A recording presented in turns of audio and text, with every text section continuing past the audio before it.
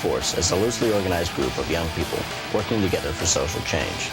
The group was started in 1985 by two punk rock fans, Mark Anderson and Kevin Madsen, who were growing disillusioned with what they saw as the punk rock movement's growing violence, drug use, and social and political apathy.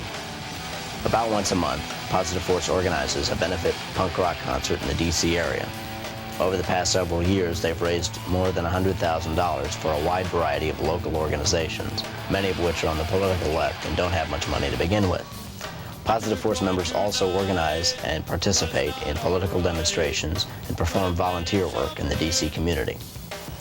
8 men and women live in the Positive Force Communal House in Arlington, Virginia. Around 30 attend the bi-weekly meetings. Hundreds go to the Positive Force benefit concerts.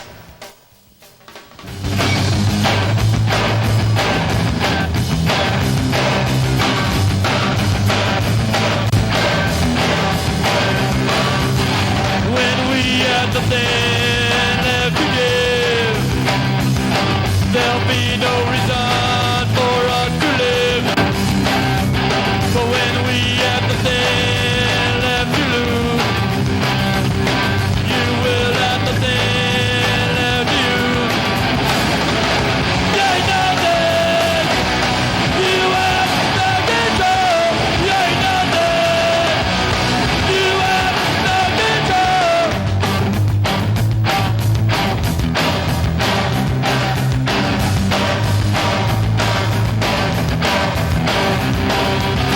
Burn keep us alive. Conscience and by design.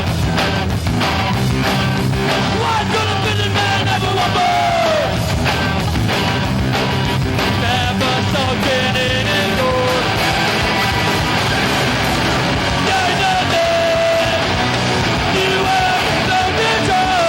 There ain't nothing, you have no control. Positive Force made sense because my idea of punk from just my friends in high school was that you just do it. You know, they were in bands, they were just learning how to play, but they were hysterical, they were really fun, and they loved to perform, and they wrote really great songs and put out their own tapes and all that stuff. Punk rock is ultimately a very challenging, even revolutionary kind of idea. And that is that people are not nearly so stupid or pathetic as society seems to believe that they are. That really we have the ability to run our own lives a whole lot more, to live our own lives a whole lot more than society gives us credit for. Punk rock can be more than just loud music and people screaming and rebellion. Punk rock can be beautiful, it can be change, it can be being an individual and helping other people. The vast majority of my life, I don't want to be entertained. And dealing with music, I don't want it to just be entertainment. I want it to be something more, because it's just too powerful an instrument to be left in the hands of people who have nothing to say, or worse, they have society's message to give, you know, rock and roll all night and party every day, or, you know, oh, I'm in love with you, why don't you love me, you know, or, you know, buy my product, please buy it now, make me rich, make you slow and stupid. The most important thing is like my personal growth, and if what I think punk is doesn't fit that, then fuck punk.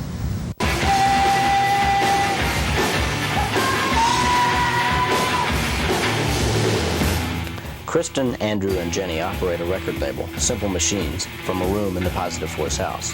When Jenny and Brad started it off, they wanted to just document what was going on in D.C. outside of the kind of Discord, very big stuff, because there are a lot of bands around that are really good, and so it's basically a lot of 7-inch compilations with one song from a lot of different bands. I guess we have 5 singles out now, and another 2 that are on their way to being out, and one 12-inch and another 12-inch on its way to come out.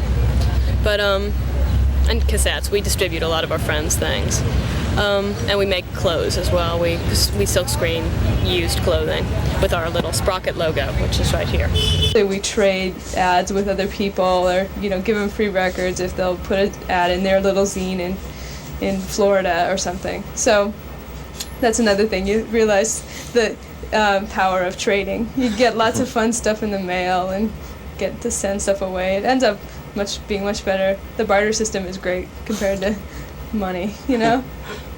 We make enough money to continue, but one of the driving ethics of it is that people pay too much in the record stores. So we try and keep our prices really low, just enough to cover our costs. We try to make it personal. We write long letters to everyone who sends away for records, and we also put together a packet that tells everybody how to put out records and how to start shows and how to do all that kind of stuff. Like the whole Sassy thing was to try to teach girls they could put out records and they could get in touch with us and we'd help them do it. So. Who joins Positive Force? The kids that get involved with it are kids that probably don't fit in with, the in crowd at school or whatever, and it gives them a chance to be with other people that are like them and to feel a sense of identity and a sense of belonging that they may not get in their regular life if Positive Force didn't exist, and I think that's really great. Back in northeastern Montana, they thought I was insane. My sister became seriously, she lived in Idaho, became seriously concerned about my mental state as she was finding out that I was deeply in love with a band called the Sex Pistols, and Most of the people in my high school think I'm just a big freak, and I don't think they even really care what I think or what my politics are. And if I did tell a lot of people, I think it would just be an excuse to label me as a liberal communist or a politically correct fascist or something like that. A lot of people ask me about my political views or something, but generally I can stifle them just by talking to them or making them put their foot in their mouth. When I was in high school, and even in junior high school, I was basically given a Yellow Star David. You were teased, you were jeered at, you were threatened, you were assaulted, and then you get articles in the Washington Post that says what to do when your kid goes punk.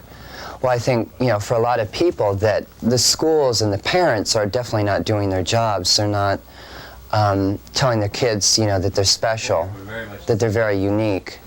I might just like this, but I really believe a lot in what, Fred Rogers says, Mr. Rogers, and what Leo Buscaglia talks about, that you are special.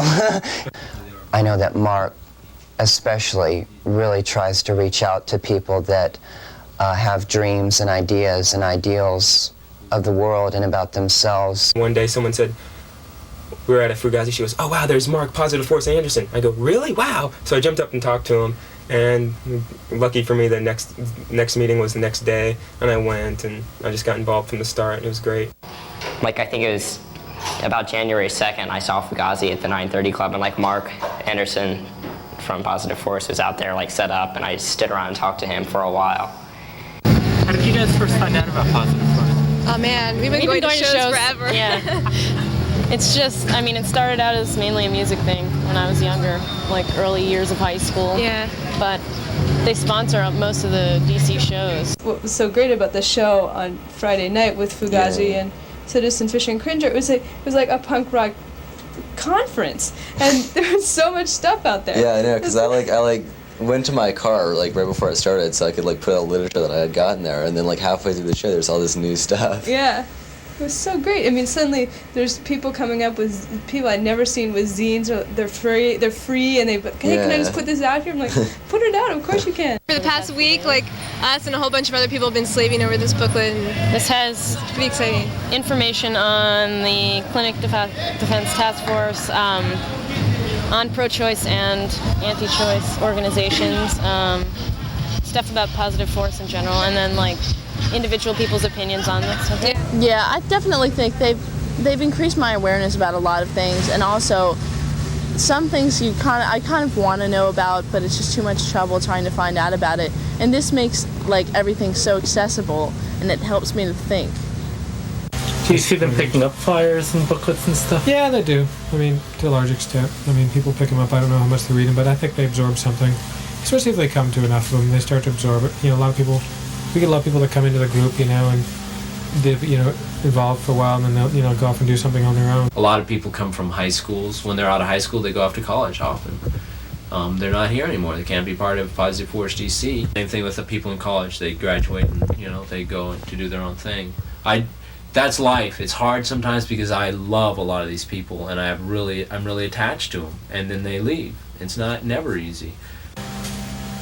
Young people have the chance to plan and carry out something on their own without having to have an adult chaperone like you do if you want to, organize something in high school, or without having to, go by some, formula that, whereas you have to have a lot of money before you can put on a rock show, We're having an alternatives festival, which is a 2-day outdoor festival where bands play and speakers come and talk about alternatives.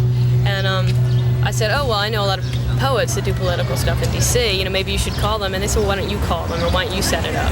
And so I did. I was in charge of all these poets, and it was amazing to me that I was only 15, but I could, get grown-up poets who were professional and performed in, poetry spaces all over D.C. to come and perform for free.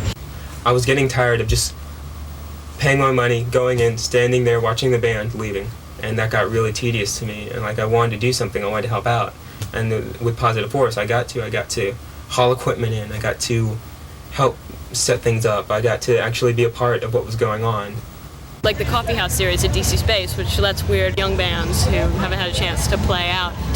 Well, we were just sitting around one day and they go, "You need somebody to do the Coffee House in March." I said, I'll do it. So it was pretty casual. I was kind of lucky in a way because, one band's mine, so I knew they could play. Some people at my school think I'm cool because I'm involved in putting on Fugazi concerts, It's would almost get me a little status to be a punk and to be in with the punk community. But the thing about it is anyone who gives a fuck about anything can be a part of Positive Force. Because there's practically no ageism at all. I mean, Mark Anderson is, I think, about 35, 36, 37, I think. I don't know, I can't remember. But I didn't even think I noticed the age difference, really. Besides, he's been around longer than me and he can talk about more stuff than me. Punk rock people, younger punk people, call me Mr. Anderson, which, is, for me, is both very scary and also sort of an insult. And one of them, the last time the guy did it to me, I took him aside and just said, really kindly, it's like, "My name's Mark, how are you doing?" Mr. Anderson, just dump it, Every Positive Force concert is a benefit. My name is Jonas, and I'd like to welcome you all to the Positive Force benefit for the free clinic. This is a benefit for the Washington Area Clinic Defense Task Force, which protects the reproductive health clinics in Washington, D.C. from anti-abortion extremists like Operation Rescue. Before Fugazi goes on, I want to just remind you all that this is a benefit tonight. It's a benefit for the Washington Peace Center and an organization called Fairness and Accuracy in Reporting. Whatever you do yourself a favor and check out what they do, because they will help you get closer to the truth. And I think that's what we want. We want the truth. We don't want a bunch of fucking lies. Positive Force is putting on shows that we ourselves pay to get into. We pay to get into and work our asses off because we believe in this and because that matters more to us than money. If we were talking about all the money that we've generated in our Positive Force shows, we just give it all away. It's like, for most people, they say, that's fucking insane. They would just not believe it. Some people don't believe it. We could make a whole lot of money for our charities, probably, if we increased our ticket prices. For us, it's more important to keep it accessible to all sorts of people, because we're not here for the rich people. We're here for all the people, and maybe even especially for the poor people.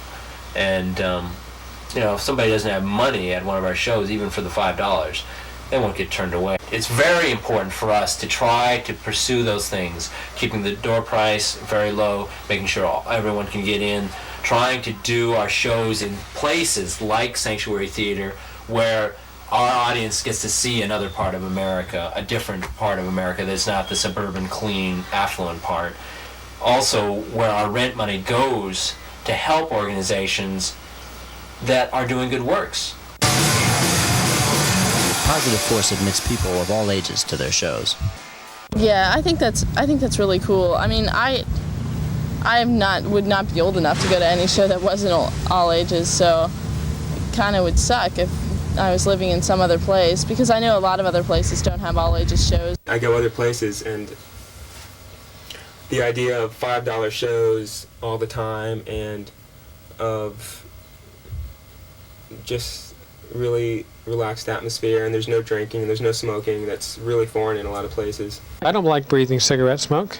It's foul. It's disgusting, and I don't like people slobbering alcohol all over me either. It's like, and people drink alcohol, always getting into fights. That certainly isn't subversive. Just like doing drugs or using alcohol certainly isn't subversive. It plays right into the hands of those who want to control you. It's like you're much easier to control when you're drugged out or when you're, looped out on alcohol. My favorite thing is the protest, the punk percussion protest we did across from the White House on January 12th with Fugazi playing afterwards. And part of the reason why I say that is because it was just such a hard thing to do, and it was so scary to do because we just didn't know, we didn't know the most basic thing, whether the stage was going to stand up against the crowd. It almost didn't, but it did. We had this protest and fucking punk rock concert in front of the White House. The center of the power in this, obviously in this world. 1,500 people banging on drums and oil barrels and, pots and pans and tin cans and bottles and just making the most god-awful racket.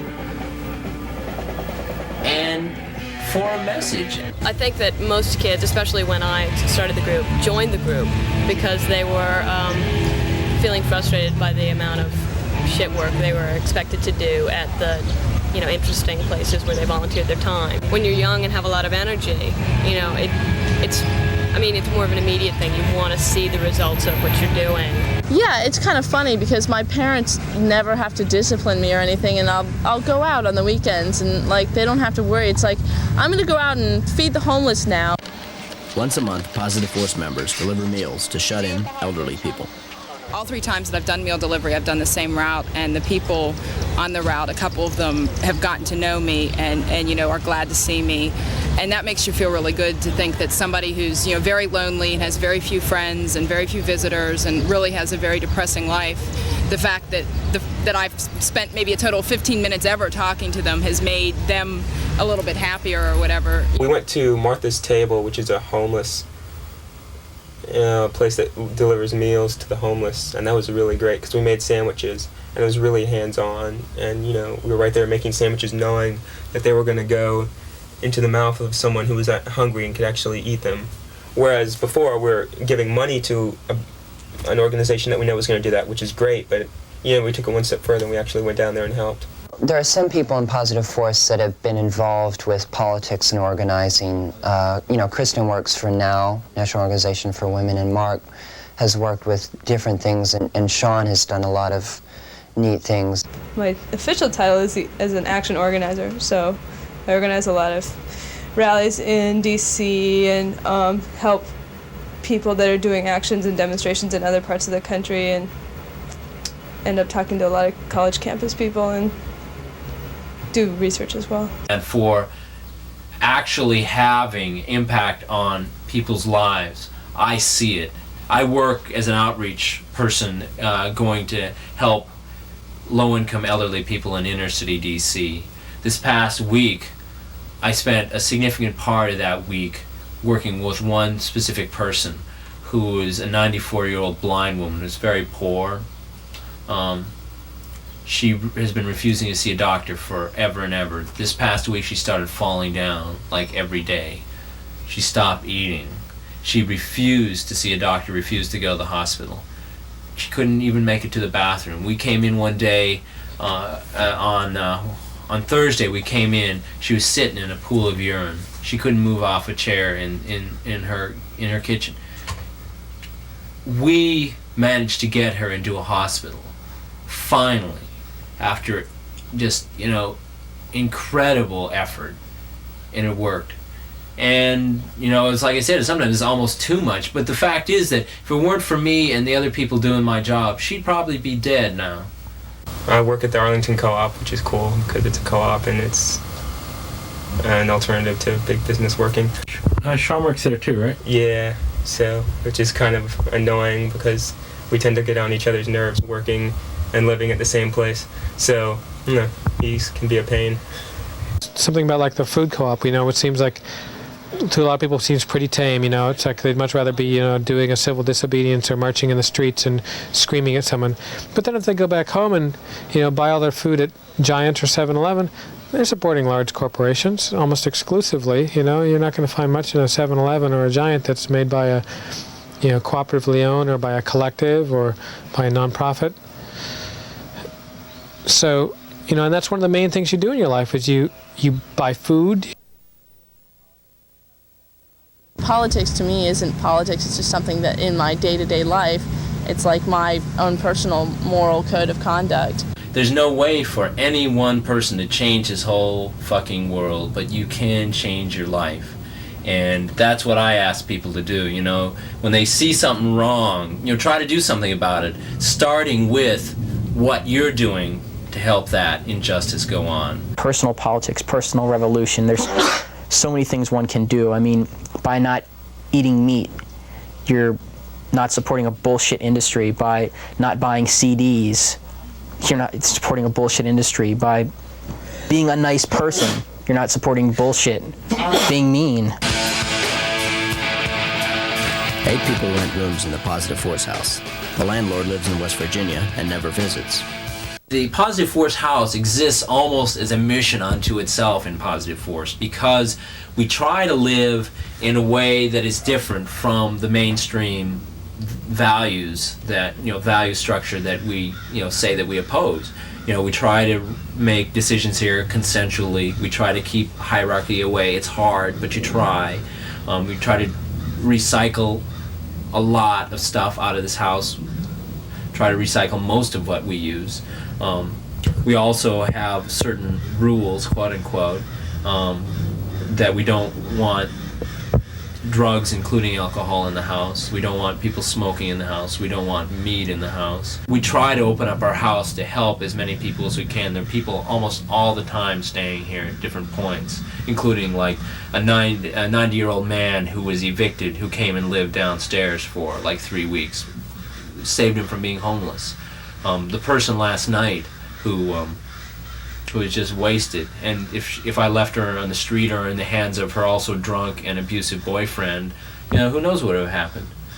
I just started hanging out here, and then I was getting fucked over with school, and I just didn't like it. I was thinking, well, I don't think I'm going to school next semester, and I don't want to go back to my parents' house because that's even worse. And Mark, with open arms, and everybody was just like, yeah, come on, move in. Great. So it just worked out, and now I have my little shithole here, and it's all I need, really. It's all I need. Sometimes the dishes don't get done, but it's like Punk Rock Central. All the information passes through here, and whenever something in Positive Force happens, it originates here, so I find out about it. It's a center of a lot of activity. If you need a sound man, you might even have one in your house, that kind of stuff. Everybody is doing things, and it really builds on itself, People can help each other do things all the time. Most of the people involved in Positive Force don't eat meat. Actually, I try to be something called a vegan, which means that you try not to use any animal products in your life, basically, both in your food and your clothing. When I first got into vegetarianism, I was like, wow, I gotta tell all my friends, they'll be so glad to hear. And they're all like, oh, shut up. Oh, you're wrong. No, you're wrong, shut up. And I was just like, oh, why don't you listen? And that got me in a lot of trouble. All my friends got tired of hearing about it. And I think it's really hard, even on the personal level, to give up, what you were talking about, give up something that feels good or tastes good or that's easy. I mean, meat. You open a can of tuna fish, you got your protein for the day. I really like the taste of meat, and I definitely would rather eat it if it was just something that, because I like to eat meat, but I can't do it because I feel like it's not my right to take something that I don't need away from another living creature. Oh, well, I was a vegetarian for 6 months before my parents realized it. And as soon as they figured it out, What do you mean? I just didn't eat my meat. And then when they figured Would you throw it away when they weren't looking? No, I just, they just wouldn't notice. They wouldn't, my parents were the kind of, oh, Jenny, you haven't been eating, you haven't finished or whatever. But, when it came down to it, when she realized what was going on, she called my physician and made me an appointment and, was very worried and, made sure that he would check everything out. And I was in perfect health, and they left me alone after that. I don't know how a lot of people can do it at home. There was this Aaron, this one kid who comes to meetings occasionally, he said he was vegan, and I drove him home one day. He lives out in Manassas, and it's like in the middle of rural Virginia. It's about, I don't know, I guess it was a half hour more away, and I couldn't believe he was living out there. And when he said he was vegan, I was like, wait a sec, how can you do that? Because my parents aren't really supportive of it. What do you mean? And they eat meat? Yeah, they eat meat and stuff, and they kind of taunt me sometimes, and like, I mean, I didn't get as much to eat, of course. So it's pretty hard, yeah. It's not easy. In a world where the whole society is set up to sort of push you in one direction, and there's huge billions of dollars being made by people who benefit from the status quo, you're not going to find a great deal of support for radical alternatives to that status quo. And so it's very important for people who see past that reality to try to support, to try to offer alternatives, to offer encouragement to young people. It's definitely like a support group, just knowing there's people around that believe these things and actually feel this way. It was weird, you know, because like maybe 3 years ago, when I was like in high school and thinking, oh, I want to go to DC, I want to be part of Positive Force.